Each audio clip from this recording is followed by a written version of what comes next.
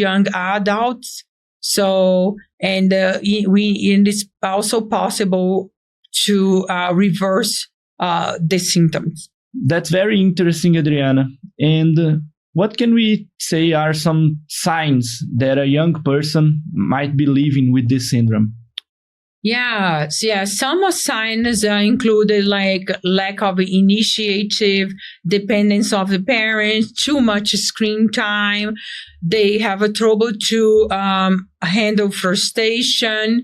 They still live with their parents and don't have a plan of leaving the house.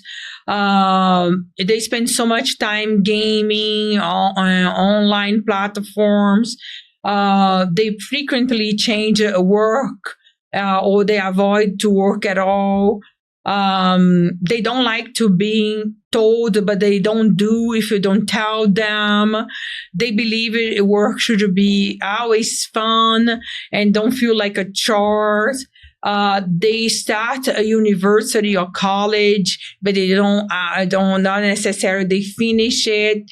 Or even if they do finish it, they don't do anything with that degree. So they only do the bare minimum. They use phrases like very vague, like I don't know, no, yeah, when you ask them questions. So they spend most of their time in the room. They are very disconnected too from their parents or anybody else. So they adapt very quickly. Like if you take them away some privilege, let's say, I'll take away your phone if you don't clean it up your room. They can be without their phone because as long as they don't have to clean the room, they'll be fine. So yes, that's some of the signs. Yeah. And how do you feel that Peter Pan syndrome is affecting our society? Well, it's affecting so many ways. Right now, there are so many research showing that we're not in a few years you're not going to have enough people to do jobs like that require physical effort, because this new generation, they don't see these jobs as a job they want to do. They choose they prefer jobs that are easy and they don't require so much effort. They want only work or many times just work on digital world or jobs that they can continue being on using devices, right? Instead of jobs like, for example, customer service, administrative jobs. And when they are forced to do it, they have hard time to focus. Right? They most of the time they want to spend their time like in their phone, and they take so many breaks during their work time, and then lead them to be fired or don't want to stay in the job if you're not allowing them to use their devices. So will be those will affect so much, pretty much those formal and jobs that are, because now many people that are doing this job, they're either retiring or dying, and then in this new generation, if they don't start learning or doing any trade job, the unemploying among youth is going to rise. Is going to have a shortage of workers, right, in these areas. So an increase of informal work and digital, right? And it doesn't mean I don't see any problem with being a freelancer or YouTube or any of this. It's just like this new generation, they don't put the effort necessary to get there. right? That doesn't mean they want this job, this kind of job. That doesn't mean they're going to put the effort because of their lack of purpose. It's hard for them to create like a professional life or career on this area. And would you say that parents have some responsibility for this also? Yes, well, parents play a big role on the development of the Peter Pan syndrome, right?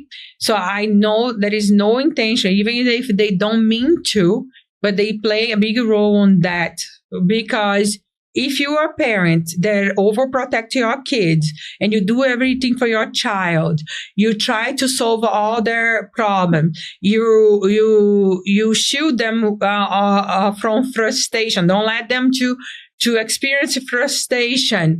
So you have a hard time to set limits. You complain all the time about your own job. You always tired and you don't spend time with your kid, right? You give your kids all the answer when they ask you. Instead, promote solution, help them to find solutions. So if you overprotect, if you're very strict and you don't connect with your kid, so all these things are going to create an environment that the kids are going to feel like being Peter is the best way to live. So, Adriana, how do you think parents can start changing things at home? So I feel the first step is self-reflection. So this new generation, they will not respect you if you don't respect them. So they will not, if you do something, if you expect your child to do something that you don't do it yourself, they won't listen to you. Right? So self-reflection first, understand what do I need to change? So because how much time you yourself as a parent is spending in your own device? How many times you are also using faster and stimulation, right? How many times you are also disconnected from your child? So what kind of parent are you? So are you the parent that the values, connection, that show your kids the benefit that we're having a job, or you always nagging, saying things about bad things or negative things about your work, or the work and pay bills? Are you always complaining about your kid school, or the way how they do things there? But you don't take them out of the school. You let him to stay there, but you're always saying bad things about the teachers, the direction there. So you have to think about who are you first. What kind of parents am I, right? So do you have a good relationship with your sponsor? Enough for your kids to look at your relationship and wants to be married, wants this kind of relationship for themselves, or they look at your life, your work life, your personal life. Are you happy? So, and then they look at you and say, no, that's who I don't want to be. So it will be first self-reflection. What kind of parenting style you use? Are you permissive, strict? So, and then you have to change behavior, right? Once you realize that you're making mistakes that is affecting your kids' life, either overprotecting them, either not being an example. So you need to change, right? So you change and they will change. That's interesting. And Adriana, for those parents that are at home listening to us, watching us, what would be a message that you leave them? People that are feeling identified with everything that you're talking here.